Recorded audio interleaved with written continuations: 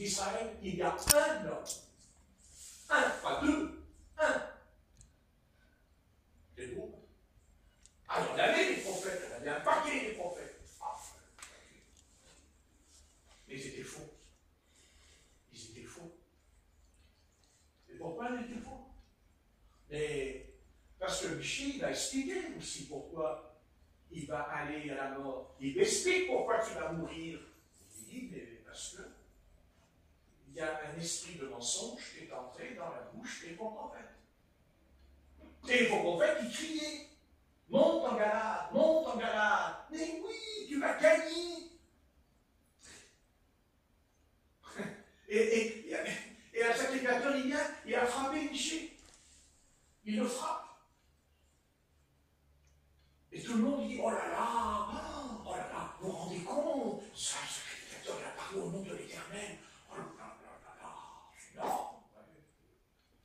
Ouais, mais en attendant, énorme ou pas énorme, il est mort. Bah oui.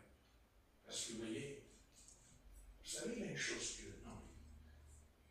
Vous savez, on ne se moque pas de l'Éternel. On ne se moque pas du Seigneur. Alors, que les nations sont les nations, elles se moquent du Seigneur. Elles se moquent dans le sens qu'ils veulent l'ignorer. Parce que ignorer le Seigneur, c'est déjà se moquer de lui. On ne se moque pas du Seigneur. Jamais. Personne ne peut se moquer. Il y a toujours des conséquences. Il y aura toujours des conséquences. Jamais le Seigneur ferme les yeux. Jamais. Jamais. C'est impossible. Il est patient. Très patient. Le très haut. Mais, à un moment donné, comme a dit le Seigneur, mon heure est venue. Ou mon heure n'est pas venue.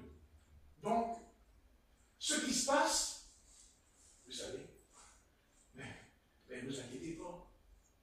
Vous croyez que le Seigneur, il n'est pas à l'heure, lui? Mais il est à l'heure. Il est à l'heure. Tout ce qu'il a dit dans ce livre, ça s'accomplira.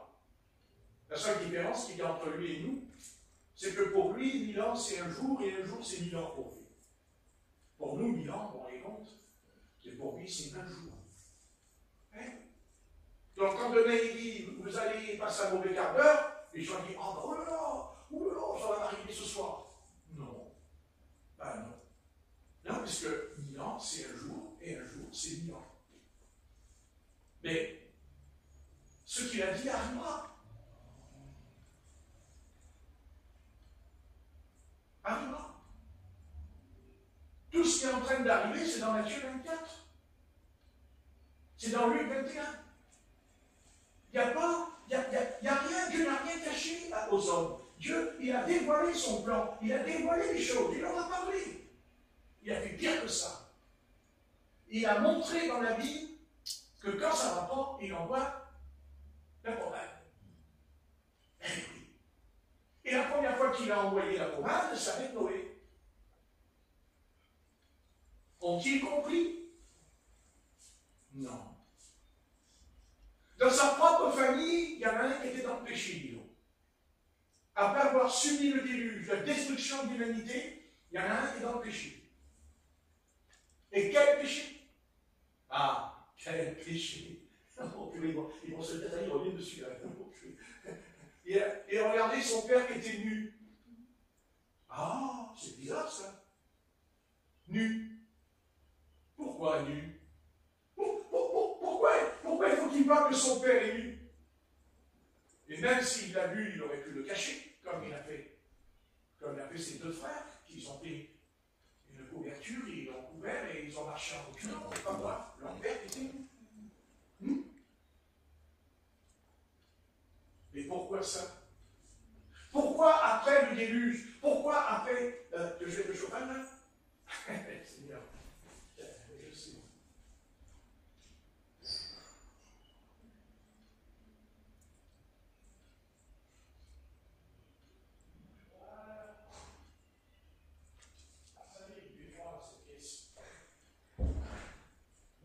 Cette pièce, elle est très froide. Très, très froide.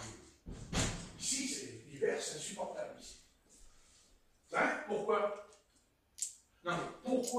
après le jugement de Dieu sur Noé dans le déluge, pourquoi ces choses ressortent dans la famille de Noé. Nu. Ça ne remonte pas au jardin d'Éden, ça peut-être, avec Adam et Ève et le serpent. Ils étaient que 8 sur la terre. Ils étaient que 8 et ils ont trouvé le moyen d'aller dans ce problème. Excusez-moi. Bon, écoutez, on va dire le mot, le sexe. Oh, mais non, et pourquoi alors? Hein? Vous voyez, je vais vous dire pourquoi Dieu ne frappe pas et qu'il est patient. Parce que même s'il est frappé, il continuerait. Oui, il recommencerait. C'est pas vrai? Oui. C'est ce qui s'est passé. Ils ont recommencé. Après, Dieu leur a envoyé Sodome et Gomorrhe. Il leur a envoyé la méthode sur les Sodome et Gomorre. Alors maintenant, ils auraient pu dire, on arrête, c'est bon, on a eu notre compte avec Noé. Ils recommencent avec... Et c'est pas Sodome et Gomorre, c'est quoi? C'est pas le sexe, peut-être? Ah. Et pourquoi son fils, il regarde son père? C'est pas une femme qui l'a regardé, c'est un homme qui l'a regardé. Et Dieu l'a puni, il l'a frappé. Et vous pensez que Dieu l'a frappé parce qu'il a regardé que son père était nu? Vous pensez ça? Non, vous pensez que Dieu a maudit son fils, a nommé parce qu'il a vu qu'il était nu? Oh, non, il y a autre chose derrière. Eh oui, il y a autre chose. Bien sûr. Bien sûr. Bien sûr. S'il a regardé, pourquoi? Il n'a pas regardé comme ça. S'il a été puni, c'est qu'il a regardé dans autre chose dans sa tête. Et que ces deux autres frères, eux, ils craignaient l'Éternel, ils n'ont pas fait. Mais parce qu'ils n'avaient pas un problème. Mais lui, il avait un problème. Un problème aujourd'hui qui s'étend dans toute l'humanité. Et non pas seulement dans une famille. Car à l'époque, c'était qu'une famille, mais qui représentait l'humanité quand même. Et on ne va pas continuer là-dedans. Parce que alors là, ici un peu là, nu, hein? Mais l'Apocalypse, il dit à l'église de l'Odyssée, tu es nu. Ah tiens, bien sûr, c'est pas physique. Mais pourquoi ce mot? C'est spirituel, nudité spirituelle. On n'est pas croyant parce qu'on s'est converti. On est croyant d'abord parce que Dieu a effacé notre péché. Mais quand Dieu a effacé ton péché, il t'a habillé. Parce qu'avant de te convertir, tu étais nu. Tu étais perdu. Perdu, c'est être nu dans la Bible. Et être sauvé, c'est être habillé. Parce que quand le Seigneur a voulu sauver Adam et Ève, il leur a fait la vie. Eux, ils se sont fait la vie aussi. Oui, mais c'était d'apaille leur truc. Ça ne va rien du tout. Ben non. Ben non, parce que les feuilles de figuier, écoutez, les feuilles de figuier, non mais, pour qu'il y ait du sang dedans, il faut le sang. C'est là l'erreur de Caïn. Quand Caïn fait un sacrifice, il n'y a pas de sang. Mais Abel, lui, il y a le sang écoulé. Parce que Dieu demandait du sang. Et pourquoi Dieu veut du sang? Tout le long. Regardez, même Jésus-Christ, c'est marqué. Le sang précieux de Jésus-Christ nous purifie de tout péché. Alors pourquoi alors? Ben, je vais vous dire pourquoi. Mais parce que notre âme est dans le sang et le sang est dans l'âme. C'est ce que dit l'Ancien Testament. C'est ce que Dieu dit à Noé. Parce qu'il le dit à Noé d'abord. Hein? Il dit que tu pourras manger les animaux purs, mais il a dit, mais tu ne boiras pas le sang. Parce qu'il a dit, l'âme est dans le sang. Et Dieu, il le dit après à Moïse. Moïse, il le dit quand il enseigne Israël en sortant d'Égypte. Et nous, c'est pareil. Si on va dans le péché, si on ne marche pas avec le Seigneur, le sang de Christ n'a aucune valeur pour nous. Il n'a pas de valeur. La valeur du sang de Jésus, c'est qu'il y a quelque chose d'abord qui s'appelle la repentance, car seule la repentance me conduira à la sanctification. Parce que le mot sanctification, ça a disparu de l'Église aujourd'hui. Ah oui, ça a disparu de l'Église. Ah oui. La sanctification pour l'Église, c'est je parle en langue, je prophétise, je tape des mains, je t'envers, je suis pas qui par terre comme prédicateur du grand Savès, tout à l'heure, par terre. Ouais, mais les chrétiens qui parlent par terre, le problème c'est que les sœurs elles sont en jeans serrés, on voit tout. Mais s'il était dans l'Ancien Testament, Dieu il les brûle. Dieu il les brûle dans l'Ancien Testament, là, ces gens-là, il les brûle. L'Éternel, il voit ses femmes, sœurs. L'Éternel, il voit mes sœurs aujourd'hui en jeans, serrées, les trucs, les jupes, mais l'Éternel, il les consume. Mais remarquez, il risque d'être consumé quand même. Parce que l'AGN, c'est du feu. Vous me dites, oh mais oui, mais c'est. Ah oui, mais. Écoutez, ce que nous sommes sur la terre avec Dieu, nous le serons de l'autre côté de l'éternité. C'est impossible. Ce n'est pas vrai. Ou alors, franchement, alors pourquoi Dieu nous a donné ce livre? Pourquoi Dieu a veillé? Parce qu'il a veillé. Il n'a pas veillé 1 an ou 2 ans. Il a veillé pendant des siècles, pendant des décennies. Dieu a veillé. Pour que nous qui sommes parvenus à l'accomplissement de la fin des temps, des derniers jours, nous avons ce livre entre nos mains. Eh oui. Mais la seule différence, c'est que nous, on ne prend pas ce livre à la légère.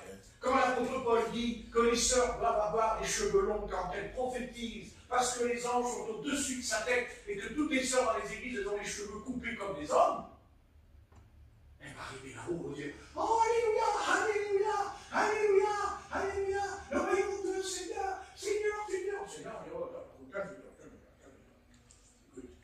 hop, et ainsi. Donc ça veut dire que le Seigneur, lui, tout ce qui est dans la vie, il efface de l'autre côté. C'est-à-dire que ça, c'est valable que sur la terre. Et de l'autre côté, c'est fini. Je vais rejoindre les anges. Je serai semblable aux anges. Enfin, les anges, ils n'obéissent pas, au Seigneur, les anges. Enfin, les vrais. Les vrais. Les anges déchus, ils ont des obéis. Mais ils ne sont pas dans le royaume de Dieu, ce soir. Ils sont dans un intime, dans le Jude. Enfin, je veux dire que. Est-ce que je veux dire que. Un psaume qui dit ta parole est écrite dans les cieux. Merci, Corinne. Hein? Ma foi. Donc ça veut dire que tous les prophètes qui ont été persécutés, qui ont été jetés en prison, Ésaïe, on l'a mis dans un tronc d'arbre, et il est mort séché dans le tronc d'arbre. Ça veut dire que ces hommes-là, non, mais vous vous rendez compte, et que nous, alors nous, tranquilles, il ne nous arrivera rien et on fait ce qu'on veut. Si Isaïe revenait, le prophète d'Isaïe, il dirait, moi je ne comprends plus rien là. Non. Non. Il y a un temps pour tout. Et ça, Salomon l'avait compris. Enfin, il l'avait compris. Parce qu'il était dans le péché. C'est pour ça qu'il a compris. Parce que s'il n'avait pas été dans le péché, il n'aurait pas compris. Non, non, c'est parce qu'il a plongé qu'il a compris qu'il y a un temps pour tout. Parce qu'il savait très bien que le temps viendra, il va falloir rendre les comptes. Oui, même si tu t'appelles Salomon, même si Dieu t'a donné la sagesse, l'intelligence, le parler sur les oiseaux, parler sur les oiseaux, la parler, c'est formidable. Oh là, Salomon et tout. Ouais, mais de l'autre côté de la barrière, les oiseaux, ils ne vont pas venir t'aider. Hein. La seule chose qui t'aidera, c'est la Bible. Mais la Bible, elle n'a pas été écrite pour que c'est écrit. Parce qu'à ce moment-là, tous les livres du monde que nous lisons, ils nous sauvent. Hein. Ils nous sauvent. On va à la librairie, on achète nous deux, et c'est bon. Hein, on achète nous deux. Je ne sais pas si ça se vend encore aujourd'hui, mais à l'époque, ça se vendait quand on était gosses. Mes parents, je me rappelle, ma mère m'a dit, allez, va m'acheter nous deux, il va pas se mettre, il y a nous deux. Il y a aussi télé 7 jours. Oui, télé 7 jours. Donc ça veut dire que pendant 7 jours, on est devant la télé. Ouais, c'est intéressant. Non, c'est intéressant. Non, mais c'est intéressant. Il va y avoir le réveil. Les sétages de l'église, vous savez, quand l'éveil télé 7 jours. Mais on est complètement. Mais je crois qu'on a une petite vapeur dans le cerveau, dans ce siècle. Une vapeur là, qui bouge dans la tête.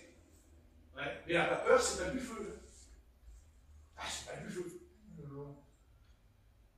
Oui, j'ai bien ce qu'elle dit. Exactement. Pas du feu. Ah, le feu, ça nous manquait. Ah, ouais, ça nous manquait. Ouais. Petit chrétien de routine. La petite routine. Hein? Je me lève le matin, je vais à la boulangerie. Bonjour madame, je vais de croissants. Les chrétiens de l'église. Bonjour pasteur. Une petite prière, un petit message. Allez, hop! Comme à la boulangerie. Tu sors de la boulangerie, tu sors du boucher, toi, tu t'en vas, mais tu reviens. Tu as besoin de bouffer ton petit petit tour de dos, une fois par semaine, on venant à l'assemblée, tu as ton petit tour de dos, là, ouais, c'est super, ouais, c'est bien, tranquille, le pasteur, il est gentil, il ne nous bouscule pas, il ne nous fait pas d'histoire, il ne vient pas nous dire il ne faut pas mettre de pantalon, il ne vient pas nous dire, non, il est gentil, le pasteur, il est très bien, ce pasteur, il est très bien. D'ailleurs, on va lui donner 4 000 € par mois. Enfin, vous savez, 4 000 € par mois, et il ne va pas nous casser les pieds. Et le pasteur, il dit, ouais, 4 000 €, je peux m'acheter une voiture, je peux m'acheter un appartement, je peux, voilà, super, super, super. Et quand il va arriver là-haut, ce qu'il ne sait pas, c'est que l'église qu'il a eue entre ses mains, il va l'avoir devant lui. Hein. Et ce qu'il sait pas, c'est que les chrétiens n'ont pas le bâton, ils vont te le frapper, leur pasteur. Eh oui, parce qu'ils lui diront, c'est à cause de toi que je suis là, parce que tu n'as pas voulu me dire les 4 vérités. Ah oui, mais c'est ce qui va se passer, et c'est ce qui se passe. Parce que vous savez le nombre de pasteurs qu'il y a dans le Sheol ce soir. Hein? Eh oui. Eh oui, c'est sûr. Le pasteur, il arrive là-haut, il est devenu millionnaire, il a des voitures, il a acheté... Non, mais il faut voir des pasteurs comme ils vivent aujourd'hui. Il va faire le costume à 3 000, 4 000 € sur le dos, il va arriver dans le Seigneur. Alléluia, salut Seigneur, alléluia, les chrétiens tombaient par terre quand je priais, je veux la puissance, moi. Oh Seigneur, t'as vu? Seigneur, il a donné la puissance, mais t'avais le pognon aussi. Et moi, le pognon. Il faudrait que tu lises quand même Luc 16. T'as lu Luc 16? Est-ce que tu as lu Luc 16?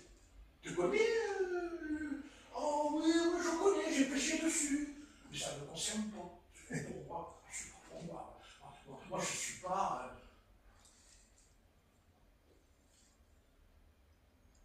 Alors, c'est sûr que tu n'es pas Lazare. Tu n'es pas Lazare. Ah non, tu n'es pas Lazare. Non, parce que Lazare, il mangeait les miettes qui tombaient à table.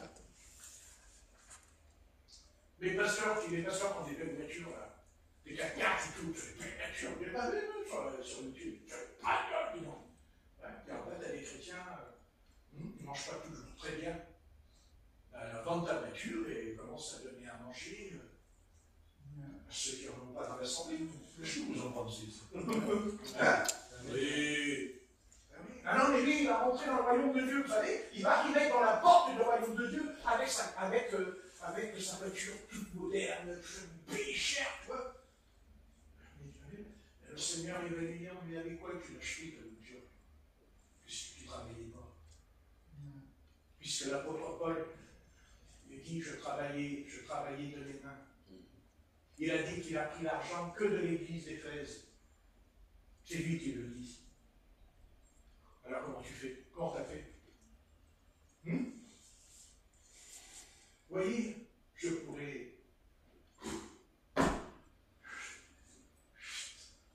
Mais pas traiter tout. De toute façon, n'essaye même pas d'entrer dans le seuil de l'église. D'ailleurs, ce n'est arrivé que rien qu'en entrant dans le seuil, les pasteurs venaient tout de suite me voir. La dernière fois que j'y étais, j'ai un jeune pasteur qui est en stage, il est venu vers moi. Il me dit, bonjour, qui vous êtes? Qui vous êtes? Alors je lui ai répondu, je suis Père Noël. Oh mais monsieur, comment vous me parlez? Et vous, comment vous me parlez? Excusez-moi, vous êtes policier? Vous êtes quoi? Vous êtes gendarme ou vous êtes pasteur?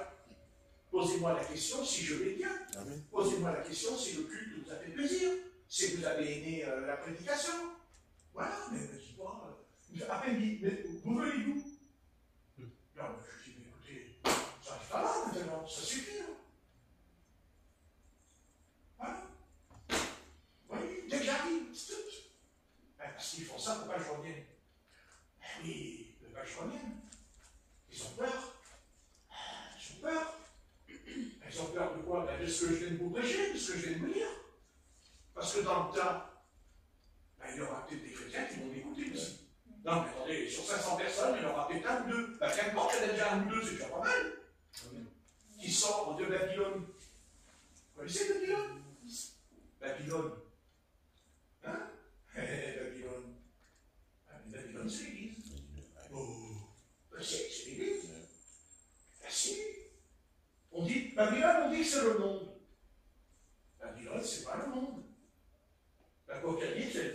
prostituée. Une prostituée. Pas le mot. Elle se prostitue avec lui. Bien sûr, elle couche avec les rois. Et les rois couchent avec elle. Et se livrent à l'impureté et tout. Et boivent la coupe avec elle, de l'impureté. Comment voulez-vous que... Non. Comment penser que les hommes catholiques, romains, puissent être sauvés, purifiés, sanctifiés, alors que la coupe, elle est pleine, parce qu'ils couchent avec les petits-enfants. Hein? Ils couchent avec les petits-enfants. Ils les tripotent. Oui, ça y reviendra, il revient encore là-dedans. Il s'était un peu échappé là tout à l'heure par rapport à Noé et tout, il est parti, c'est bien. Et il revient avec le couteau, non? Écoutez, on ne peut pas non plus se taire dans les faits. Oui. Parce que là, nous parlons d'hommes religieux, on ne nous parle plus des païens, on parle d'hommes religieux, on parle de dirigeants.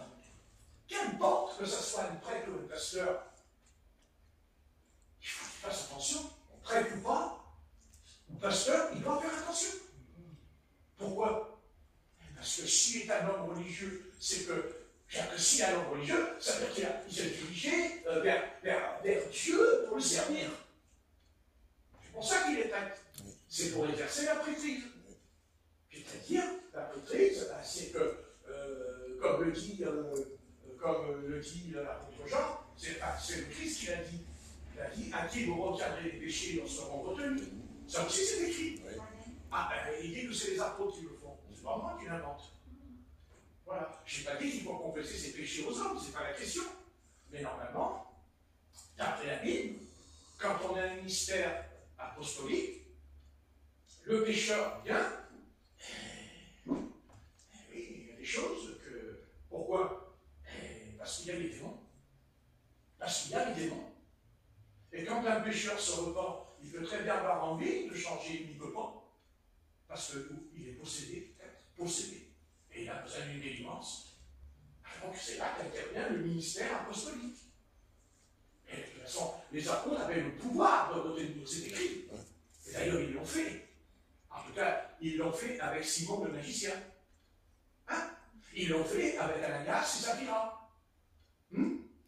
Et l'apôtre Paul, il l'a fait plus tard avec Alexandre le forgeron et tout. Quand il a dit j'ai livré leur corps à Satan, afin qu'ils apprennent à ne pas blasphémer. Ça aussi, c'est écrit. C'est pas un païen qui l'a livré à Satan, c'est un frère, il était forgeron, vous direz. Il dit j'ai livré son corps à Satan, afin qu'il n'apprenne pas, à blasphémer au jour du Seigneur. C'est-à-dire qu'il a livré son corps pour pas qu'il soit perdu. Ah oui. Ben, c'est pas forgeron qui l'a fait, c'est avec quand un frère a couché avec la femme, les Épîtres Corinthiens. C'est là qu'il a dit j'ai livré le frère à Satan. Mais après, le frère, il est revenu au Seigneur, puisqu'il a dit pardonnez-lui pour que sa tristesse ne soit pas excessive. Dans les Corinthiens. Vous voyez? Donc les apôtres, on croit que les apôtres, c'est comme aujourd'hui. Mais oui, non, mais c'est sûr. C'est ça, oui. Mais on n'aimait pas tomber entre leurs mains quand même. Hein? Vous savez, l'apôtre Jean, il dit quand même au sujet de l'antéchrist, il dit il y a eu plusieurs antéchrists au milieu de nous, mais il a dit ils sont sortis, ils sont partis. On n'a pas besoin d'aller dehors. Parce qu'à un moment donné, vous savez, quand il y a la sainteté, quand il y a le feu du Seigneur, il se dédie. Ou alors il se déguise en ange de lumière aussi. C'est-à-dire des loups, puisque Paul il parle des loups qui se déguisent en brebis pour s'introduire dans le troupeau, dans la bergerie, pour essayer d'attraper une brebis chétive et faible, pour la détourner du Seigneur. D'ailleurs, il l'a dit, après mon départ, il y aura des loups cruels qui n'épargneront pas le troupeau. Moi, je change un peu de prédication. De temps en temps, c'est bien, parce que avec les nus, là. Non, on ne se moque pas du Seigneur. Il faut arrêter de se moquer. Vous savez, le monde se moque du Seigneur. Et c'est pour ça que ça va mal. C'est pour ça que ça ne va pas. Ça ne va pas du tout. Parce qu'on ne se moque pas de Dieu. On ne se moque pas. C'est écrit dans la Bible. On ne se moque pas. Même puisque ça, Dieu l'a dit, le jugement commence dans sa maison. Ah oui, dans sa maison commence le jugement, il a dit, avant son retour. Parce que, voyez, bien sûr, il faut enseigner que le Seigneur, il a de l'amour. Bien sûr que c'est un amour, s'il n'y a pas d'amour, il ne serait pas mort pour nous sur la croix.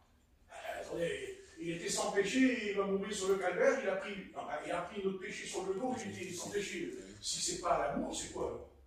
Il a quitté la gloire, il a quitté son Père Céleste, et il va mourir, il nous a aimés. Bien sûr qu'il nous a aimés, et il nous aime. Mais il n'aime pas ce qu'on fait, par contre. Ça, jamais. Donc, pour l'instant, c'est le temps de la grâce. Seulement, les événements là, que vous êtes en train de vivre, ce n'est pas seulement la fin du monde, ce n'est pas seulement la fin... Non, non. C'est la fin de la grâce de Dieu. Parce que c'est ça qui va arriver. Et vous dites, mais comment tu le sais que c'est ça? Parce qu'il y a l'Apocalypse. Parce qu'il y a l'Apocalypse. Parce qu'il y a le livre de Daniel. Et croyez-moi, ces deux-là, ils ne mâchent pas les mots. Hein. Donc, il y aura le temps où il y a cet ange qui sonneront la trompette. Et quand il sonne la trompette, c'est quoi? C'est la fête. C'est la fête. C'est la fête. Non. Un malheur, deux malheurs, trois malheurs, quatre malheurs, cinq malheurs, six malheurs, cinq malheurs. Et pourtant, le Seigneur, il est amour, il nous aime. Mais le Seigneur, c'est la grâce de Dieu. Oui, c'est la grâce de Dieu pendant le temps de la grâce. Mais la Bible nous enseigne que le temps de la grâce va s'arrêter. Et quand est-ce qu'elle s'arrête? Quand est-ce qu'elle s'arrête, la grâce de Dieu? Quand il y aura la grande tribulation. Ah, la grande tribulation. Oh, mon frère ne parle pas de la grande tribulation. On va parler de ça. Dieu ne parle pas de la grande tribulation. Mais il faut parler des deux. Il faut parler de la bénédiction, mais il faut parler aussi de la malédiction. Ah, oui. Le temps de la grâce se termine. Savez-vous que nous sommes dans les dernières heures? Car c'est écrit la dernière heure, dit ça contre Jean. La dernière heure arrive. Et c'est quoi la fin de la grâce? Eh bien, c'est que quand le fils de David vient, c'est fini les petits bonbons. C'est terminé les petites sucettes. C'est terminé. Le Jésus qui va revenir, ce n'est pas le Jésus que vous connaissez ce soir. Lisez votre Bible. Ce n'est pas le même. C'est le jour de l'Éternel. C'est le jour de la colère de l'Éternel. Joël, Malachie, Jérémie, Ézéchiel. Le jour de la tête de l'Éternel, le jour de la colère de l'Éternel. C'est quoi la colère de l'Éternel? C'est quand le Christ revient. Et quand le Christ revient, c'est fini. C'est terminé. Ah non, c'est terminé. Il reprend sa position qu'il y a dans l'Ancien Testament. Et le seul endroit où il exercera l'amour, c'est uniquement pour Israël. Parce que c'est son peuple et il a fait une promesse. Et mais il va aussi leur tirer les oreilles. Parce qu'ils l'ont rejeté. Parce qu'ils l'ont tourné le dos. Il leur expliquera pourquoi Hitler il les a massacrés aussi. Il va leur expliquer pourquoi. Hitler, il n'a pas fait ça de lui-même. Non, c'est l'Éternel qui a permis. Parce qu'ils ont rejeté le Fils de Dieu. Ils l'ont rejeté. Et ils le rejettent encore ce soir. Ils n'en veulent pas. Donc, il va s'occuper d'eux. Mais pour les nations, c'est terminé. C'est fini. Il n'y aura plus de cadeaux. Mais combien de jours de l'Éternel? Jour de terreur. De terreur. Ouais. Il a même dit que s'il n'y avait pas les élus, ce jour ne serait pas abrégé. S'il n'y avait pas les élus. Vous vous rendez compte ce qui va se passer? Parce que le temps de la grâce de Dieu est terminé. C'est fini.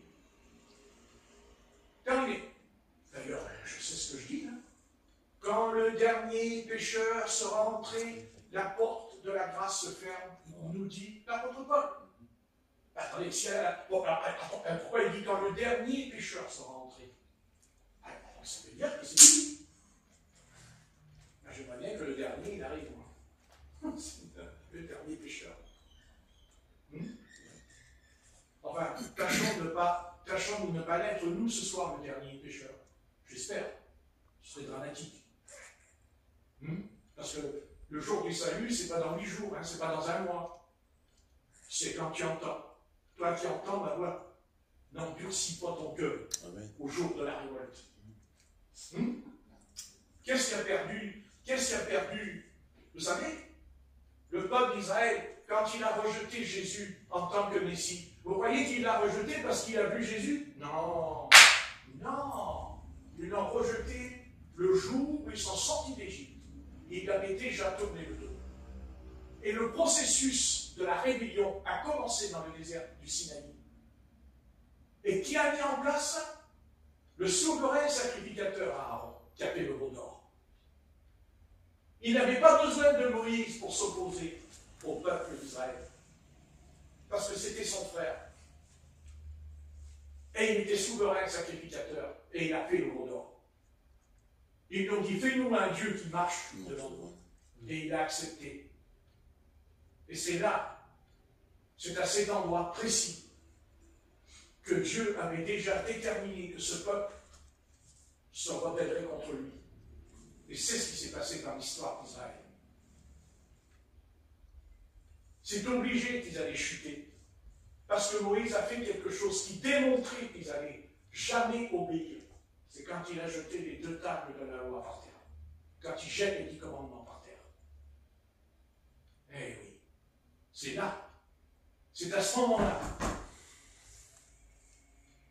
Et cette génération n'est pas entrée dans le pays de la promesse.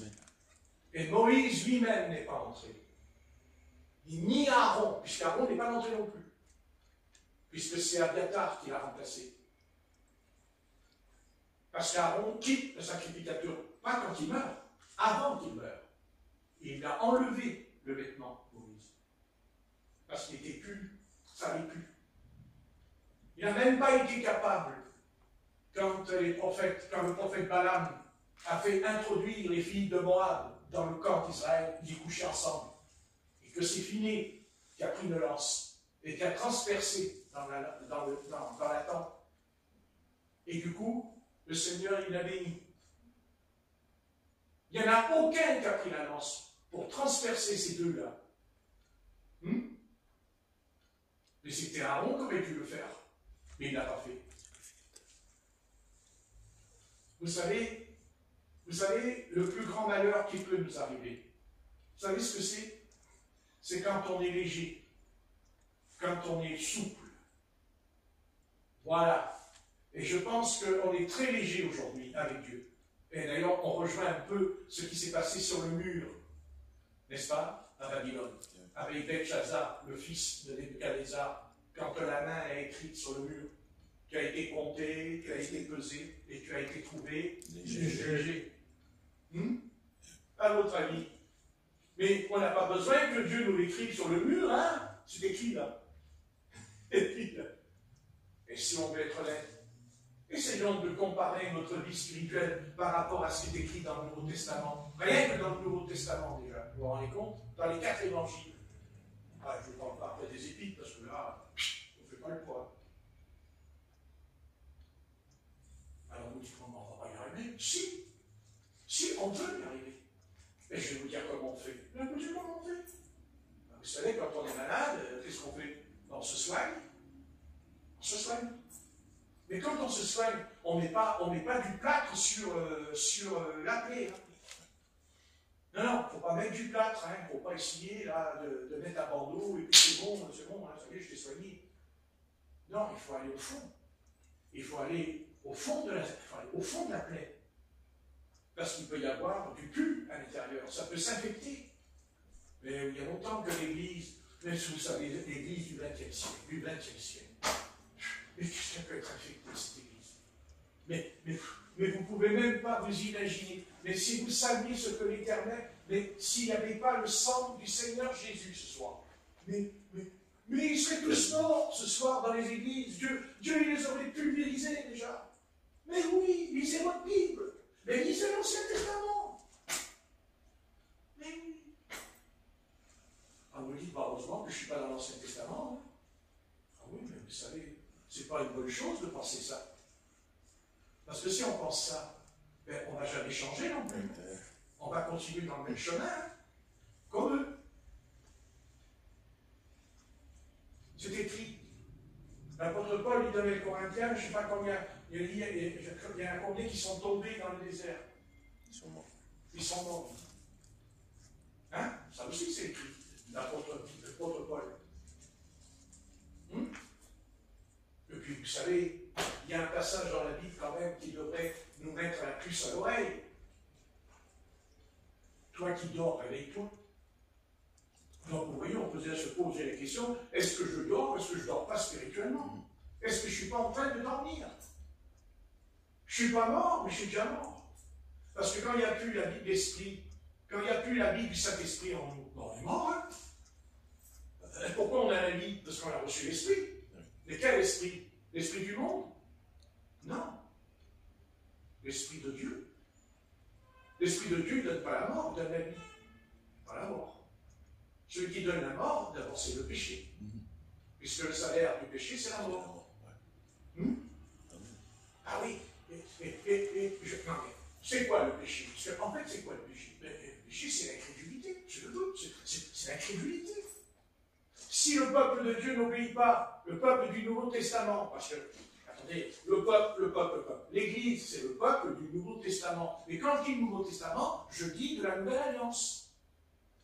Parce qu'Israël, je veux dire, Israël est le peuple de Dieu, parce qu'il a fait une alliance avec l'Éternel. Quand Noé sort de l'arche, il fait une alliance, c'est écrit. Vous n'avez pas lu l'alliance? Amen. Et qu'est-ce que dit Jésus dans la chambre haute, quand il prend la Sainte Seine? Qu'est-ce qu'il dit? Vous connaissez le passage? Mangez ce pain, qui est mon corps, buvez ce pain, qui est mon sang. Voici la nouvelle alliance en mon sang. Vous voyez? En mon sang. Non, mais c'est plus le sang d'une brebis, c'est plus le sang d'un taureau, c'est le sang de Dieu qui était dans le corps du Seigneur Jésus, qui était le Fils de l'homme, le Fils de Dieu et le Fils de David. Voici la nouvelle alliance en mon sang. Et ça, on l'oublie, ça. Qu'on a fait une alliance avec le Seigneur. Une alliance, c'est-à-dire un pacte, un contrat a été signé. Quand on l'a signé? Quand on est rentré dans les eaux du baptême. Pourquoi on prend le baptême d'eau?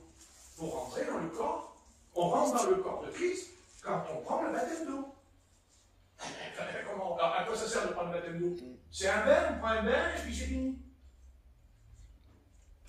C'est pas un bain, le baptême d'eau. On n'est pas en train de se baigner dans une piscine. C'est un sacrement, c'est sérieux, c'est important. C'est le salut de Dieu de l'éternité, donc pour l'éternité, pour mon âme. Et après, Dieu va confirmer le baptême d'eau, parce qu'il nous donnera un second baptême, le baptême de l'Esprit Saint. Parce que l'eau ne sauve pas, dit l'apôtre Pierre. Il dit l'eau ne sauve pas. Mais c'est un engagement d'une bonne conscience de marcher droit avec l'Éternel, de marcher dans la droiture de l'Éternel. Non? Oui. C'est ça le baptême d'eau. Tu dis, ah mais moi je serai sauvé. Non, tu n'es pas sauvé. Mais si je suis sauvé, je crois au Seigneur. Ouais, mais les démons eux aussi ils croient et ils tremblent, dit l'apôtre Jacques. Alors il faut arrêter de dire, moi je crois au Seigneur et tout va bien. Non, c'est un leurre. Tu t'égares, il y a un problème. Je ne sais pas, il y a une séduction là-dedans. Car la Bible dit que Satan, c'est un séducteur aussi. C'est-à-dire, la séduction, ce n'est pas seulement les péchés charnels. La séduction, c'est aussi au niveau spirituel. C'est ce qui est arrivé d'abord à elle. Elle est d'abord séduite spirituellement d'abord. Puis après, il y a le reste. Le venin, après, il est rentré, il est descendu dans le corps. Mais au départ, elle est séduite. Elle est séduite par le serpent. Elle a dit, le serpent que tu as pris auprès de moi m'a séduit. C'est ça. Eh oui. D'ailleurs, quand on parle de la fin des temps, le Christ il parle de guerre, de prix de guerre, vous savez, qu'est-ce qu'il dit aussi? Il dit quoi? Il y aura des faux Christ. Ah oui, c'est vrai, frère, t'as raison. Ah oui, il y aura des faux prophètes. Et quand le Christ dit, si on vous dit, il est dans le désert, il y a des pas. Donc il n'y a pas que le vent. La fin des temps, c'est pas seulement la guerre ou les bruits de guerre. Oui, d'accord, c'est les signes. Mais il y a un signe qu'on ne parle jamais à la fin des temps, c'est la séduction. Et nous savons très bien on sait très bien que quand l'Antichrist va venir, ça va être sa plus grande qualité qu'il va faire, c'est de séduire toutes les nations. C'est écrit dans l'Apocalypse. Il séduira tous les peuples. Amen. Ben oui. Il ne va pas les attraper à coup de marteau. Il va les attraper en les séduisant. Alors vous voyez qu'il y a tout un programme. Hein? Remarquez, c'est bien, on n'a pas le temps de dormir. Hein? Non, mais je n'ai pas dit qu'on ne peut pas dormir quand je prêche. Parce qu'il y en a qui dorment, mais ils entendent ce que je dis. Remarquez, si on n'entend pas, il faut être sourd avec Patrick qui parle. Des fois, on fait le sourd. Bref, le sourd. Des fois, on vient, on a un petit bouchon dans l'oreille. C'est vrai que dans la maison, j'enlève.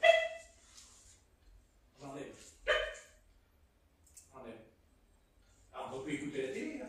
On peut écouter les films, les feuilletons, c'est le bouchon dans les oreilles.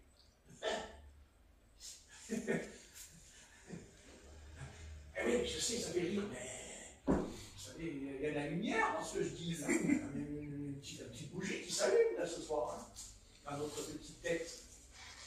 Hein? Parce que les chrétiens, ils n'ont pas une petite tête, les chrétiens, une très grosse tête, les chrétiens. Ah oui, ils ont une très énorme tête.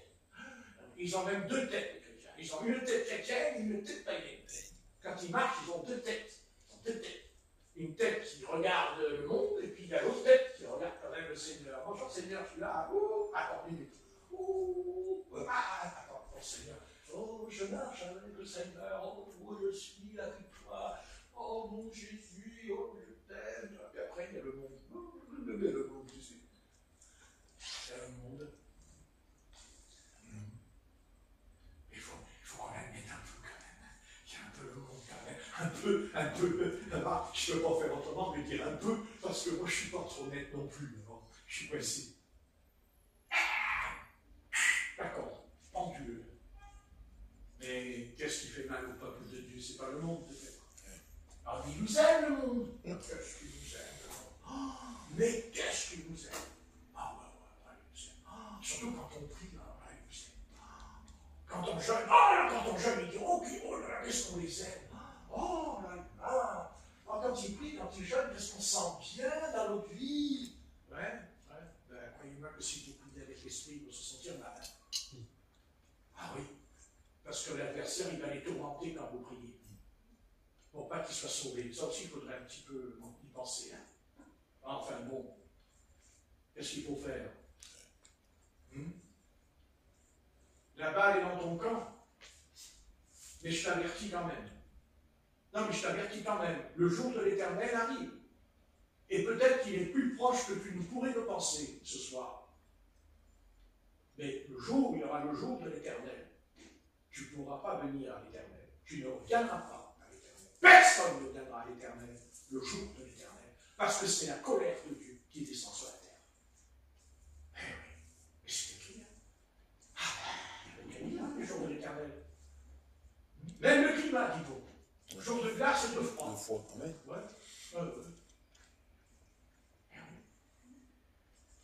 Le jour de l'Éternel, ce n'est pas une partie de plaisir dans la Bible.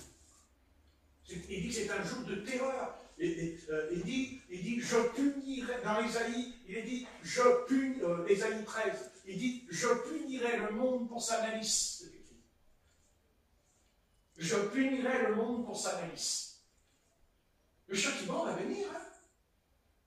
Ah oui, il va venir. Et ils s'imaginent qu'ils vont s'en sortir. Ah, pas ce jour-là. Ah, c'est pas ça, hein?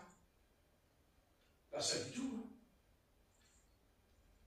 Et puis en plus, vous savez, j'aimerais pas faire, je voudrais pas foutre la trouille au peuple de Dieu, mais vous savez, excusez-moi, mais le jour de l'Éternel, je sais pas, hein, peut-être que c'est moi qui va encore raconter des histoires là, au peuple de Dieu, mais le jour de l'Éternel, un jour c'est 1000 ans c'est un jour. Alors, je sais pas, moi, le passage, je sais pas, c'est écrit un jour, 1000 ans, un jour. Il dit le jour de l'Éternel.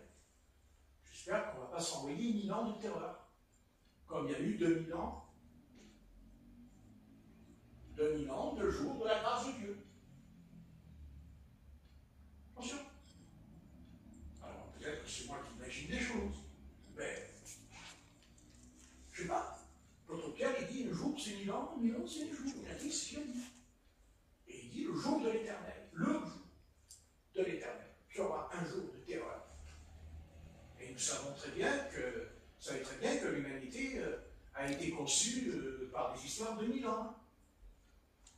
Oui, oui, et il y a eu ça, le froid, la chaleur, tout. Oui, oui, c'est sûr. 6000 ans la création, mais 6000 ans, c'est pas 6 jours, mais 6000 ans quand même. Donc je veux dire, 1000 ans, c'est pas. Pour nous, c'est énorme sur la terre. Alors j'espère que c'est un jour. Peut-être que ce sera le samedi, peut-être le vendredi, hein. Je sais pas. Le jour de l'Éternel, ce sera peut-être un lundi. Oh, ce sera un vendredi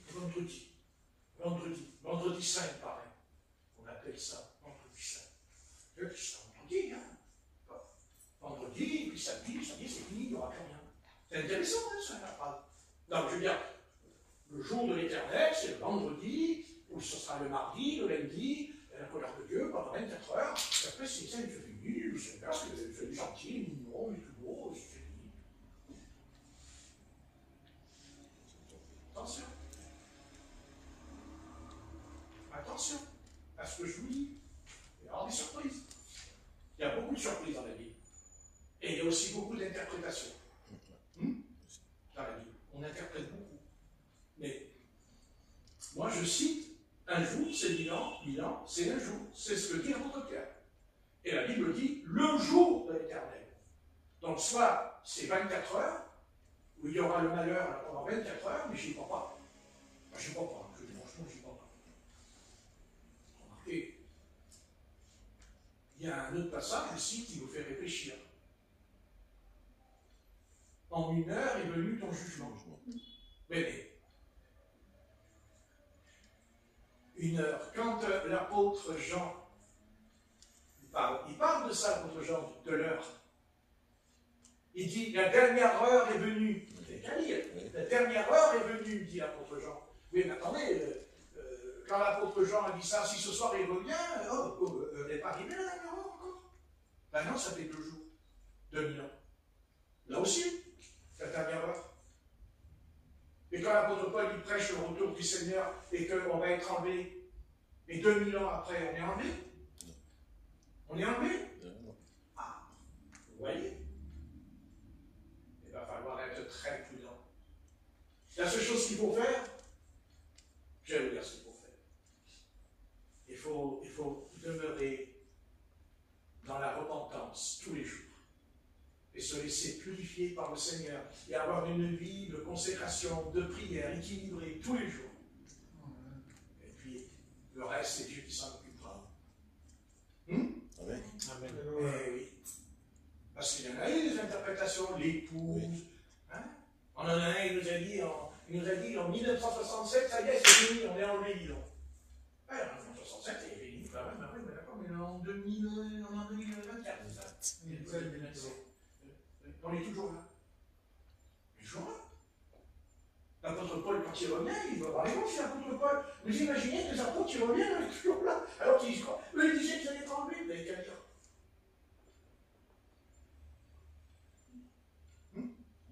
Ah oui, mais il faut aussi accepter la réalité. Hein, et arrêter de se voiler non plus peut-être de certaines choses qu'on nous a enseignées pendant des années.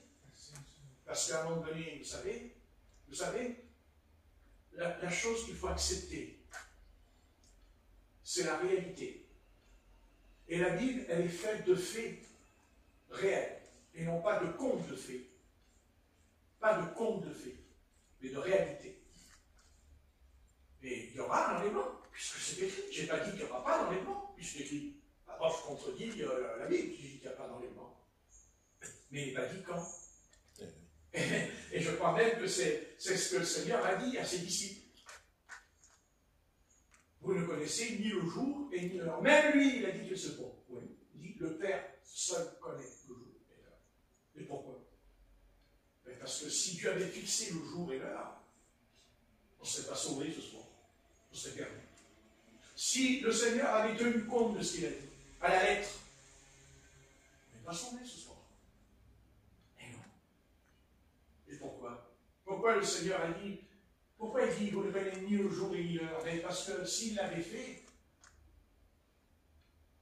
on est perdu. Il a le droit, lui, Dieu, lui, il est Dieu parce qu'il a le droit de faire le temps qu'il veut. Parce que seul Dieu contrôle le temps.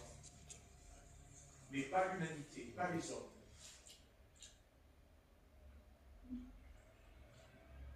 Le pire ennemi de l'homme, c'est le temps. C'est son ennemi de l'homme. Puisque Paul dit que, qu'est-ce qu'il dit? Racheter le temps perdu. Et ton adversaire, c'est le temps. C'est notre adversaire.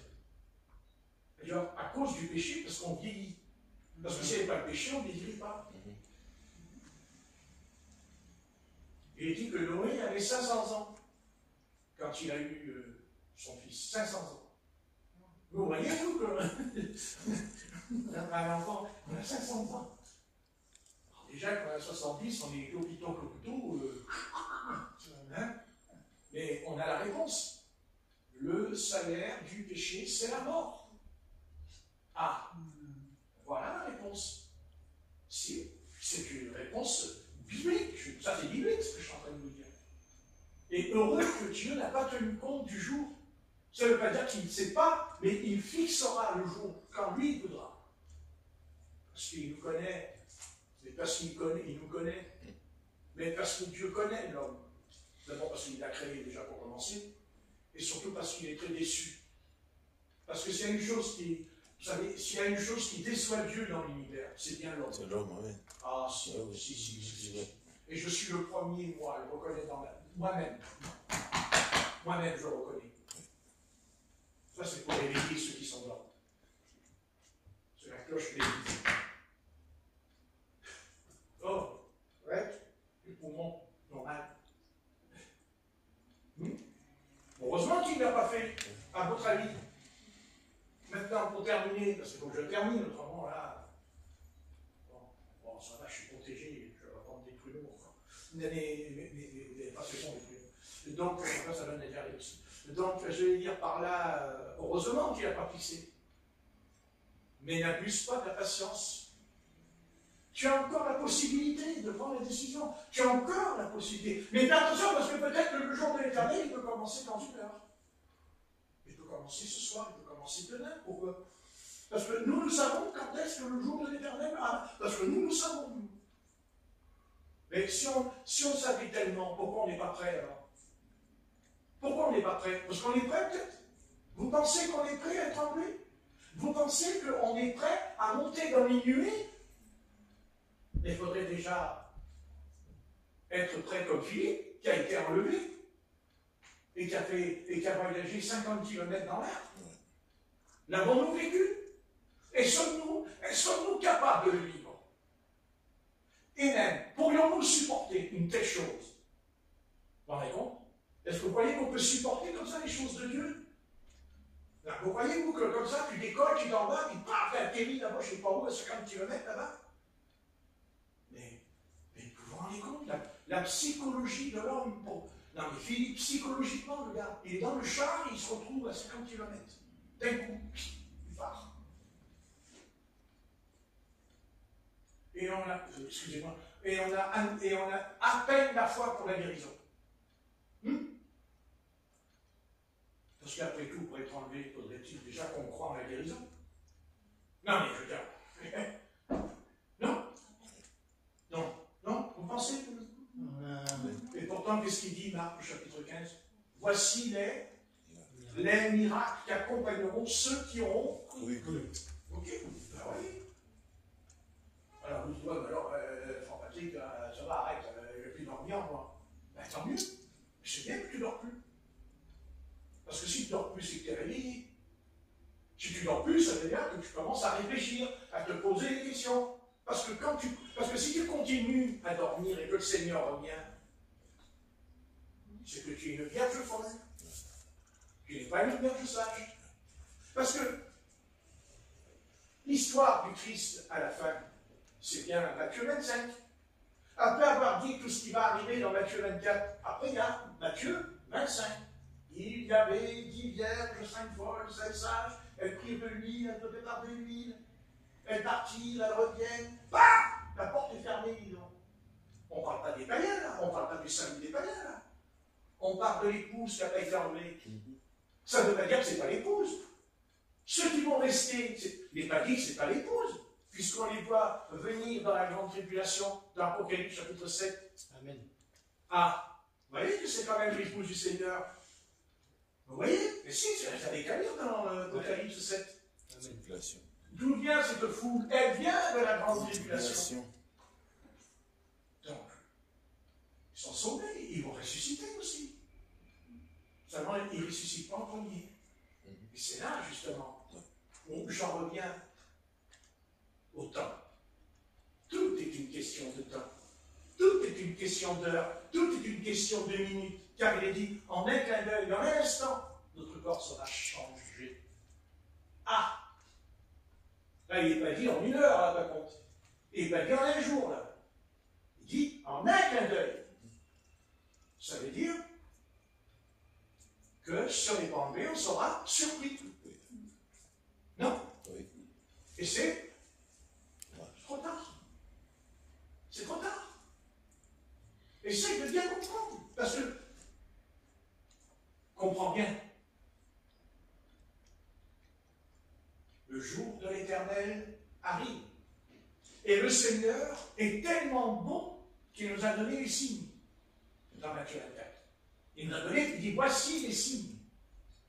À tel point qu'il va jusqu'à dire le soleil, la lune, les étoiles en dernier, vous avez bien dit.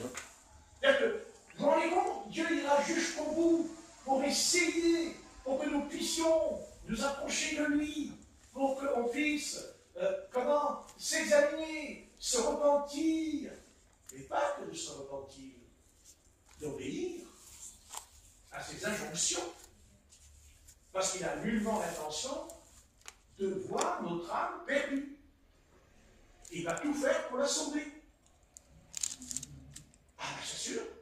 Autrement, il ne nous aurait pas envoyé son propre fils, qui a quitté la gloire céleste, qui a quitté le royaume, et qui est venu sur la terre vivre comme un saint homme, un charpentier. Mais vous pensez que non mais attendez, l'histoire de Jésus-Christ, c'est pas une légende, c'est pas un conte de fées, c'est pas une belle histoire. Ah ouais, le Seigneur, il a envoyé son fils pour me sauver, puis c'est fini. Mais tu es sauvé à condition que tu obéisses. Tu obéisses à ses commandements. Dieu est Dieu parce qu'il a donné des commandements. Eh oui, Satan ne donne pas des commandements, Satan. Depuis quand Satan il vous donne des commandements? Ben, si demain Satan il vous donne un commandement, c'est qu'il ne veut plus du péché alors. Ben, ça veut dire qu'il a changé. Là où il y a un commandement, là où il y a une ordonnance, c'est qu'il y a de la part de nous l'obéissance. Non? Amen. Ah, moi, c'est moi, peut-être que je suis pas. Je sais pas, je suis à côté de la plaque quand je prêche. Mais l'ordonnance, c'est aussi l'alliance. C'est une alliance, comme a fait Abraham, comme a fait Isaac et Jacob. La nation d'Israël a pris naissance au travers de ces trois hommes. Et après, il y en a eu 70, les 70 patriarches après. Mais c'est une alliance. Mais si on ne respecte pas l'alliance, c'est qu'on trompe l'Éternel. On le trompe. Et si on le trompe, c'est qu'on ne l'aime pas. C'est qu'on ne l'aime pas. Oui. Ça ne veut pas dire qu'on n'a pas des faiblesses. Au contraire, s'il y a une alliance, c'est parce qu'on est faible, justement, et que c'est l'alliance qui va nous aider, que même si on tombe, on reviendra, parce que l'alliance dit, tu ne peux pas quitter. Tu ne peux pas quitter, tu as fait l'alliance. Bon, toi, tu rompes l'alliance, tu la rompes.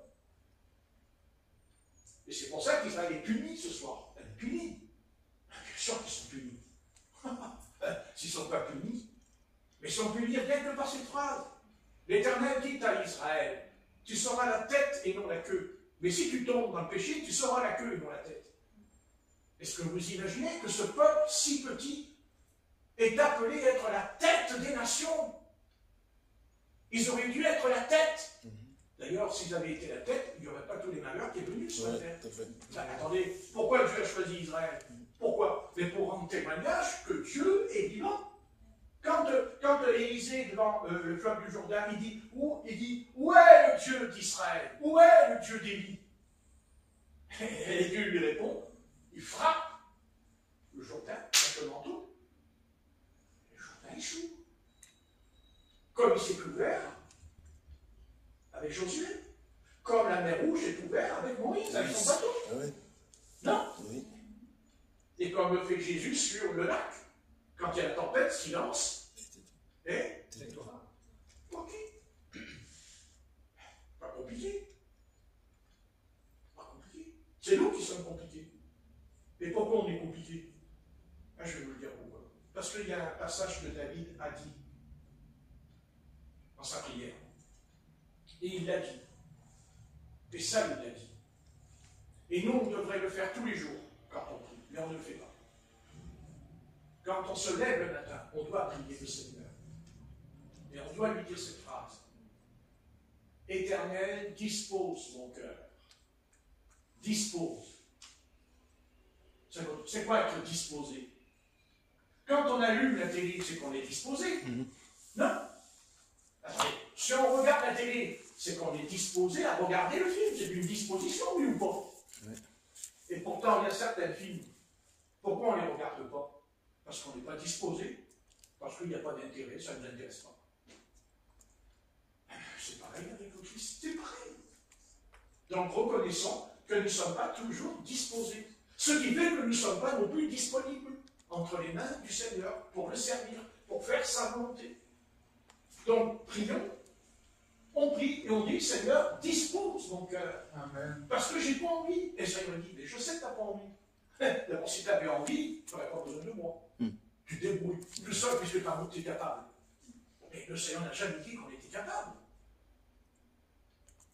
On n'est pas capable. Lui, il est capable. Amen. Mais il va nous demander la foi. Car la foi, c'est un acte de bonne volonté, qui consiste donc pas dans le mérite, mais de lui faire confiance. Amen. Que là où je ne peux pas, lui me donnera la force de le faire. Parce que la force vient de l'Éternel. Quand David a frappé Goliath, c'est pas David qui a détruit Goliath. David, il est comme ça, et Goliath, elle est 6 mètres là. Alors, excusez-moi, il faut m'expliquer à moi. La pierre, quand elle est partie, c'est pas David qui a bien visé. De toute façon, il n'y avait pas un fusil de sniper. Ah, il aurait fait des snipers. David n'avait pas besoin d'aller devant Goliath. Hein. Il se mettait dans la colline, là-bas, en haut, dans les forêts, caché sous son arbre, avec son fusil à lunettes. Puis Goliath, il parlait, je suis à quelqu'un, donnez-moi un homme qui me combat. David, il a pris son fusil à lunettes, comme vous savez. Ouais, c'était bien ça, le JGN. Goliath, il tombe par terre. Les enfants d'Israël ont dit, oh, miracle, miracle, miracle. La personne, il tombe par terre, il est mort, et boum, c'est l'Éternel qui l'a frappé. Tu parles, le gars, il a fusil à lunettes dans la forêt, il revient, bang. Après, il revient, il cache son fusil à lunettes, il revient, allô, qu'est-ce qui s'est passé, mes frères? Oh là là, l'Éternel, il a frappé Goliath. Alors, David dit, ouais. Le soir, il retourne dans la forêt, il dit, oh, mon joli fusil à lunettes. Je t'aime bien, alors il le nettoie bien hein, pour le prochain, le prochain, tu vois. Ah ouais. Ce dont Dieu n'est pas de fusil à lunettes. Non. La foi. Amen. La foi en tant qu'être humain. Voilà, c'est ça Dieu. veut des héros. Il veut des héros. Eh oui, c'est écrit, mais c'est marqué qu'à la fin des temps, il est parmi qu'il y aura des héros avant le retour du Seigneur qui vont venir. Des héros dans l'armée éternelle. Les héros, c'est parce que c'est comme des juges en Israël. Il y a 14 juges dans l'Ancien Testament. Chacun de ces juges, il avait reçu un don particulier. Vous n'avez pas vu ça? Ben, il disait, Gédéon, lui, tape sur les casseroles. Et Nadion, c'est bien ça, tiens. Gédéon, tu étais un héros, tu fais bien, hein, ouais, enfin, lui, après, il tombe aussi. Parce qu'à la fin, il tombe, hein, Gédéon, lui, il tombe carrément. Ça va plus. C'était écrit que ça n'allait pas après, hein, Gédéon. Pas du tout. Mais c'est normal. Parce que dans sa famille, il y avait une idole. Et que son père était d'accord. Et que c'est l'Éternel qui lui a dit de la foutre en l'air. C'est ce qu'il a fait d'ailleurs. Mais quand il a fait ça, il y a tout le peuple d'Israël qui est venu chez lui casser la tête. Et si son père avait été là, il l'aurait tué, hein, Gédéon, quand il a renversé le loup. Vous voyez? Mais Israël pleurait pour être délivré de Nadian. Ça avait déjà 8 ans. 8 ans, ils étaient là, avec Nadian, souffrance. Mais il y avait une idole au jardin. Et après, on vient s'étonner que ça ne va pas dans notre vie. Ah ouais, écoutez, il faut éliminer l'obstacle. Donc, il ne faut pas toujours dire, Satan, je te chasse. Non. Satan est chassé aussi quand on se met en règle avec Dieu. Oui. Qu'est-ce que tu en penses? Ah, c'est vrai, on se met en règle. Et des fois, c'est pas grand-chose, hein. C'est une toute petite chose. Elle est tellement petite qu'on n'y arrive pas, dis-donc. Vous savez pourquoi? Parce qu'autrefois, quand la Micheline, elle était dans la campagne, elle fonçait, et bien sachez qu'un grain dans les roues, elle s'arrêtait, dis-donc. Un grain. Il n'y a pas grand-chose, hein. Elle s'arrêtait. Eh bien, nous aussi. Il ne faut pas grand-chose, hein. Un petit grain. Moi, je l'appelle le point noir. Le point noir. Et peut-être que, voilà. C'est pas qu'on ne veut pas venir au Seigneur, mais il y a un point noir, un tout petit grain. Hein? Et qu'on ne veut pas. On veut pas quoi? Ben, le donner à Dieu. Ah oui, ben, c'est pas compliqué. Dieu ne nous appelle pas à nous débarrasser du grain. Il nous appelle à lui donner. C'est pas la même chose. Et pour lui donner, il faut s'approcher de lui. Avec sincérité. Il faut être sincère. En disant, Seigneur, voilà, je suis à Michi, il y a un grain, mais la Michi, elle ne veut pas partir. Le Seigneur enverra un ange, il en enlève. Il va l'enlever. Il va l'enlever. Je ne crois pas. Il va l'enlever. Mais c'est parce qu'on ne veut pas. Oui. C'est pas vrai? Volonté. C'est un peu vrai. Aussi. Hein? Des fois, on n'a pas trop. On n'a pas trop. Hein? Pas trop. On a l'impression qu'on va être nu. Hein? Pas vrai? Le Seigneur nous dit, enlève. Il dit pas, quand le Seigneur nous parle, vous savez, il ne dit pas, tu enlèves tout ton vêtement. Il dit enlève peut-être là, la manche, là, c'est pas ça. Mais elle va nous infecter tout le bras. Le corps, il va marcher, mais pas le bras, ou le bras. Non, Dieu veut tout. Ah, Dieu veut tout. Ah, vous savez, Dieu sait tout. Ouais. Dieu, c'est pas la moitié, c'est pas un quart, c'est pas demi, ça n'existe pas chez lui. Parce que le jour où il devient comme ça,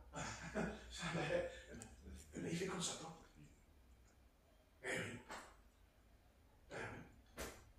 C'est comme ça, Dieu est comme ça, Dieu c'est tout, c'est rien. Mais il nous laisse libres, et on est libre. C'est ça, Dieu, on est libre. Et il ne nous enlève pas notre libre arbitre, Dieu. C'est pas vrai, ceux qui enseignent ça, c'est pas vrai. On est libre. Parce que si on n'était pas libre, vous vous rendez compte que Dieu nous imposerait comme ça. Mais ça, c'est pas l'amour. Non. C'est pas l'amour, c'est pas l'amour. L'amour consiste qu'on doit répondre en retour à cet amour. C'est ça l'amour, c'est de répondre à une personne qui dit voilà, moi je t'aime, mais pas des lèvres, pas de la bouche. Parce que Dieu, il dit Dieu, hein, au travers d'Ésaïe. Amen. Hein, vous m'adorez des lèvres, de la bouche. Mais votre cœur est trompeur et double envers moi. Vous me trompez avec les lèvres. Mais oui, non. Il ne faut pas tromper le Seigneur. Faut faire, vous savez, écoutez, Dieu t'a donné un temps. Je ne vais pas m'étendre, Dieu t'a donné un temps. Voilà, tu fais comme tu veux, mais sache que Dieu t'appellera en jugement, que tu le veuilles ou pas. Que tu le veuilles ou pas. Et je vous donne un conseil, tâchons d'arriver devant Dieu avec le Christ, avec lui. Amen. Parce que vous savez, on ne pourra jamais se justifier nous-mêmes. C'est impossible. C'est que le sang de Jésus, en tant que Rédempteur, crucifié à Golgotha, qui peut nous défendre et nous justifier. Parce que vous savez, il n'y a pas que Dieu qui va nous tirer les oreilles. Il y a aussi le diable qui vient nous accuser. Parce que c'est un accusateur. Parce que lui, il nous envoie dans le péché, le diable, mais il sait nous accuser après aussi. Non, non, mais c'est ce qu'il fait, oui. Puisqu'on a la conscience tourmentée quand on a fait quelque chose qui n'est pas bien. Et l'autre, il vient. D'ailleurs, c'est ce que dit l'Apocalypse, chapitre 20. L'accusateur des frères. Oui. C'est écrit. Oui.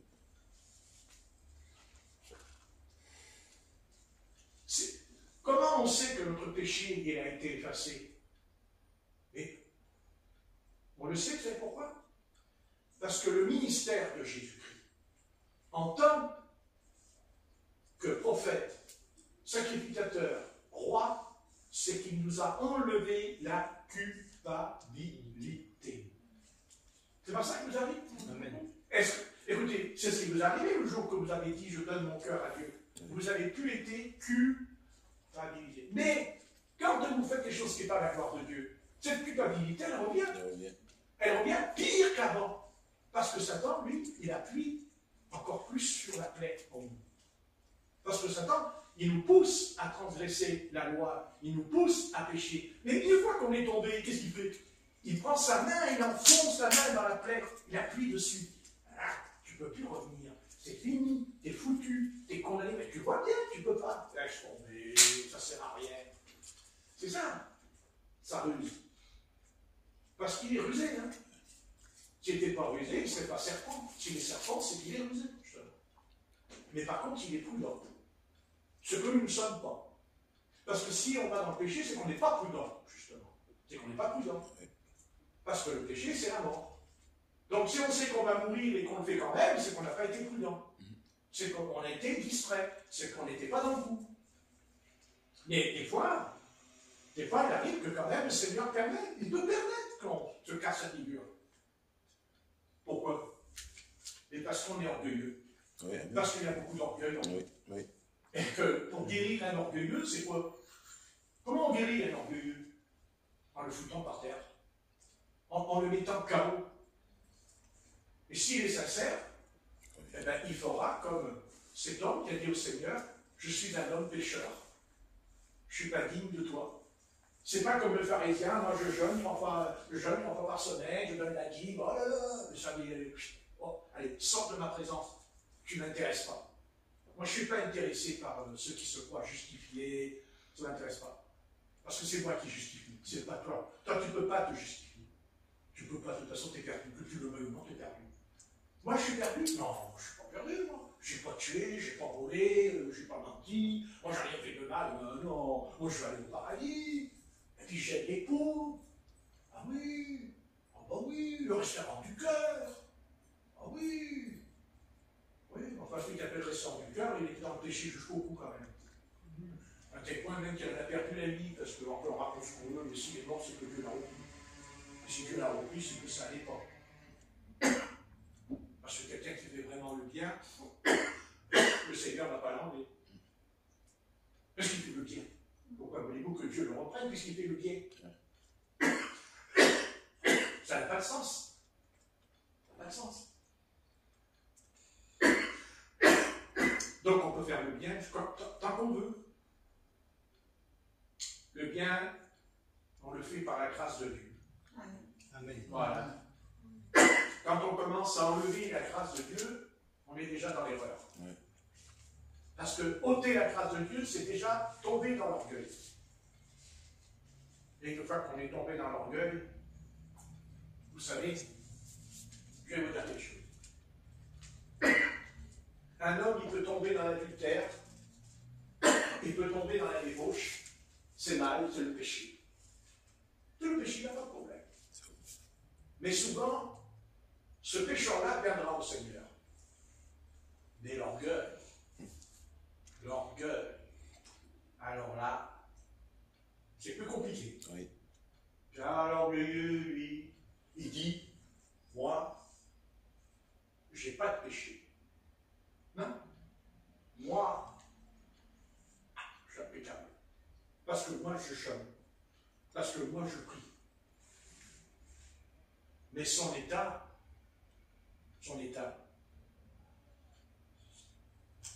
il est perdu. Alors on est pécheur, on est né dans le péché, mais attention, on n'aime plus le péché. Amen.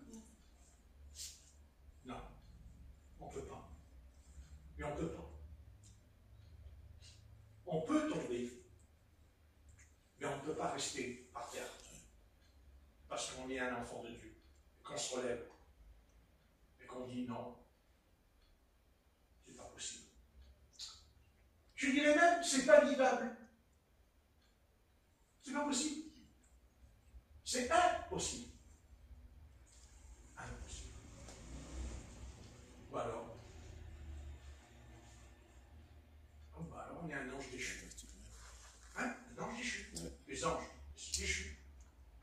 Quand ils tombent, ils sont déchus. Ils sont déchus. Déchus de leur position. Et ce que je dis ce soir, ça arrive à des millions de chrétiens. Ça, ce que je dis. Vous savez qu'il y a des millions de chrétiens qui sont déchus de la grâce ce soir. Oui. Déchus, ça ne veut pas dire qu'ils n'ont pas été sauvés. Au contraire, ils ont été sauvés. Mais ils sont déchus de la grâce. Parce qu'ils ont continué, persévéré à aller dans le monde, à vivre dans le monde. Parce que le monde n'y rentrera jamais dans le royaume des cieux. Jamais. Non mais, jamais. Donc à un moment donné, il faut choisir son camp. Il faut choisir. Et ce choix t'appartient. C'est toi qui décides. Mais n'oublie pas que la grande tribulation arrive. Ne l'oublie pas. Parce que ça, elle arrive. Et elle durera 3 ans et demi. Et là, la porte, elle est fermée. Même quand les missiles nucléaires partiront, la porte est fermée. Donc, tant qu'on est là, j'ai dit, tant qu'on est là, voilà, Dieu va, on va dire que la grâce de Dieu va contrôler certains. Vous dites, ah bon? Bien sûr. Bien sûr que la grâce de Dieu va... Vous savez, Satan, c'est un drôle de malin, celui-là. Ah, purée. Vous savez ce qu'il veut, Satan? Ben, je sais ce qu'il veut ce soir. Et je sais qu'il veut. Et je sais qu'il prépare sa petite soupe. Il va pousser les nations à la guerre. Mais à un moment donné, il va se présenter et il va arrêter ça. C'est certain. Pourquoi? Parce qu'il y a un verset qui est sur sa tête. Et ce verset, il ne peut pas l'empêcher de s'accomplir. Il ne peut pas. Quand les hommes diront paix et sûreté, une ruine soudaine les surprendra. Donc on n'est pas surpris ce soir, c'est pas vrai. Non, on n'est pas surpris, puisqu'on sait que ça peut partir. Donc ça partira justement quand ils verront qu'il n'y aura rien. C'est-à-dire qu'à un moment donné, ils vont tirer quand tout ira bien. C'est ça la surprise que le diable prépare pour les nations. Et moi je sais que Poutine, tout ça, il tirera, mais pas le nucléaire. Non. Parce qu'ils ne peuvent pas le faire. Parce qu'ils ne peuvent pas le faire. Parce que c'est écrit. Quand les hommes diront paix et sûreté, une ruine soudaine les surprendra. Donc c'est pas possible. Il y aura des tribulations, comme c'est écrit dans Matthieu 24, il y aura des guerres, des bruits. C'est ce que nous vivons. Nous vivons des bruits. Le bruit, c'est le bruit. Tous les jours, c'est des bruits, nos informations. Mais tant que Satan n'a pas pris les choses en main, et il prendra les choses en main, parce que son vrai but à Satan, c'est qu'il va dire à l'humanité, je suis Dieu. Et ça, c'est son rêve, de prendre la place de Dieu. Non, mais c'est son... Attendez, ne croyez pas qu'il le rêve. Non, mais attendez, il le rêve vraiment, et il y croit qu'il est Dieu. C'est ce que dit Ézéchiel 28. Non, c'est ça qu'il veut dire. C'est exactement ce qu'il avait dit. C'est exactement ce qui va se passer. C'est ce qui va se passer. Vous voyez, Satan, c'est quelqu'un qui joue avec notre âme. Il joue. En ce moment, il joue avec les nerfs des peuples. Il joue avec... vous voyez, il jette la peur là, en ce moment. Ça lui plaît. Pourquoi? Parce qu'il sait que quand on a peur, on tombe malade. Il sait que quand on a peur, on attrape des maladies. Il le sait. Parce que notre psychique est ouvert aux démons. Parce qu'on a un psychique en nous. Et Satan, c'est un terroriste. Vous voyez, c'est un terroriste, la terreur. C'est pour ça qu'il y a la terreur, les attentats. Parce qu'il faut qu'on fasse. Il jette la peur. Quand les tours s'écroulent, il jette la peur. Par les images. Il fait la terreur. Ben oui. Et il y en a beaucoup qui se sont suicidés. Il y en a beaucoup qui se sont donné la mort à cause de ça. C'est un meurtrier. C'est un meurtrier. Et il sait ce qu'il fait. Et c'est surtout un trompeur. C'est un menteur. Il est malin. Vous savez ce qu'il fait avec Israël, là? Vous dites, et voilà, je sais très bien ce que Satan est en train de faire avec Israël, je l'ai compris. Il veut devancer le plan de l'Éternel. Mais oui! Mais si! Il veut essayer de produire Armageddon. Mais ce n'est pas l'heure. Donc si ce n'est pas l'heure, ce n'est pas le Seigneur. Donc c'est lui. C'est lui qui est en train d'agir. Vous voyez? Vous voyez, il essaie comment? Il veut devancer les prophéties bibliques. C'est ça qu'il est en train de faire. Vous voyez? Mais il ne pourra pas, il ne peut pas, c'est pas possible, parce que Dieu a fait une promesse à Israël. Il a fait une promesse à la promesse. Dieu, quand il veut une promesse, il fait une promesse. Eh oui, il ne pourra pas. De toute façon, il pourra faire tout ce qu'il veut contre nous, il ne pourra pas gagner. Il ne peut pas, c'est pas possible, il y a la promesse. Et c'est pour ça qu'on est fort ce soir. On est fort de Dieu, on est fort. On a la certitude que de toute façon, il n'aura pas le dernier mot. Amen. Parce que c'est écrit que c'est Dieu qui aura le dernier mot. Amen. Parce qu'en vérité, ce n'est pas nous qui allons combattre Satan, c'est Dieu qui le combat, pas nous. En vérité, c'est lui qui a le dessus. Nous, on n'est que des instruments. Et encore. Mais c'est Dieu qui dit à Satan. Vas-y, là, seulement, tu vas voir. Je te prépare une belle patate, là, tu vas voir. Mais si. Mais oui, mais de toute façon, il pourra faire tout ce qu'il veut, pour faire tout ce qu'il veut, Gog, Magog, Armageddon, tout bazar. Dieu, il me fait rire, là. Dieu, il me fait rire. Dieu, la Bible dit que Dieu se rit des nations. Hein? Il rit, c'est marqué. Par contre, il est dit que quand il est en colère, il dit que son nez devient tout rouge. Ça, c'est écrit aussi, je l'ai lu. Ah bon? Oui, c'est écrit que le nez de Dieu devient tout rouge quand il est en colère. C'est écrit dans la Bible. Moi, je l'ai lu, j'avais 17 ans et demi quand je me suis converti, je suis tombé sur ce verset. Et comme j'étais un petit peu, moi je suis un garçon un peu particulier, alors le matin je me levais, je regardais mon nez dans la glace. Il n'est pas rouge mon nez? Non, il n'est pas rouge. Bon, c'est vrai qu'on dit souvent quand tu es en colère, ton nez il devient rouge. Alors, ses narines s'allongent. Voilà. Non, mais de toute façon, vous comprenez bien que. Aïe, j'y arriverai pas. J'abandonne. Voilà, c'est comme ça. Je parle, Corinne. Tu vois? Je croyais savoir et je ne savais pas. Bon. C'est bon, hein? Oui, c'est bon, ça va. On a eu la piqûre contre le Covid. Allez. Seigneur, Père éternel,